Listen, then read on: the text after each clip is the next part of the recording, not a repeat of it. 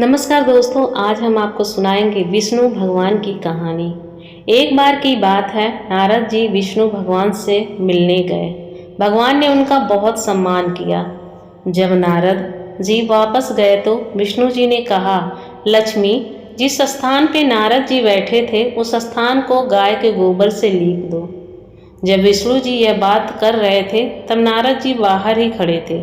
उन्होंने सब सुन लिया और वापस आ गए और विष्णु भगवान जी से पूछा, हे भगवान, जब मैं आया तो आपने मेरा खूब सम्मान किया, पर जब मैं जा रहा था तो आपने लक्ष्मी जी से यह क्यों कहा कि जिस स्थान पर नारद बैठा था उस स्थान को गोबर से लीप दो। भगवान ने कहा, नारद, मैंने आपका सम्मान इसलिए किया क्योंकि आप देव ऋषि हैं, और मैंने देवी लक्ष्मी से ऐसा इसलिए कहा क्योंकि आपका कोई गुरु नहीं है, आप निहुरे हैं।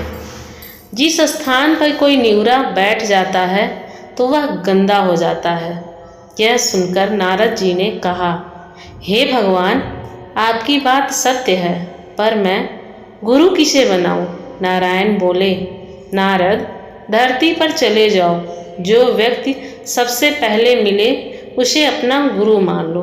नारद जी ने प्रणाम किया और चले गए। जब नारद जी धरती पर आए तो उन्हें सबसे पहले एक मछली पकड़ने वाला एक मछुआरा मिला।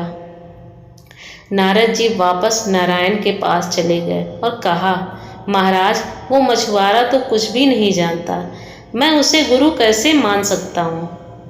यह सुनकर भगवान ने कहा, नारद जी, आप प्रण पूरा करो। नारद जी वापिस आए और उस मछुआरे से कहा, मेरे गुरु बन जाओ। पहले तो मछुआरा नहीं माना, बाद में बहुत मनाने से मान गया। मछुआरे को राजी करने के बाद नारद जी वापस भगवान के पास गए और कहा, हे भगवान, मेरे गुरु जी को तो कुछ नहीं आता, वे मुझे क्या सिखाएंगे? यह सुनकर विष्णु जी को क्रोध आ गया और उन्होंने कहा, नारद, गुरु निंदा करते हो, जाओ, मैं आपको श्राप देता हूँ कि आपको 64 लाख योनियों में घूमना पड़ेगा। यह सुनकर नारद जी ने दोनों हाथ जोड़कर कहा, हे भगवान, इस श्राप से बचने का उपाय भी बता दीजिए।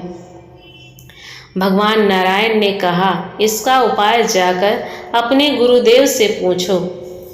नारद जी ने सारी बात जाकर गुरुदेव को बताई। गुरु जी ने कहा, ऐसा करना, भगवान से कहना 64 लाख योनियों की तस्वीरें धरती पर बना दें, फिर उस स्थान पर लेटकर घूम लेना और कहा, नारायण, मुझे माफ़ करें, आगे से कभी गुरु निंदा नहीं करूँगा। यह सुनकर विष्णु जी ने कहा, जिस गुरु की निंदा कर रहे थे उसी ने मेरे श्राप से बचा लिया। नारद जी, गुरु की महिमा अपरंपार है। गुरु चाहे गूंगा हो, चाहे गुरु बबरा हो, पागल हो, गुरु के हमेशा दास रहना चाहिए। गुरु यदि नरक को भेजे तब भी शिष्य को यह इच्छा रखनी चाहिए कि मुझे स्वर्ग प्राप्त हो रहा है, अर्थात इसमें मेरा कल्याण ही होगा।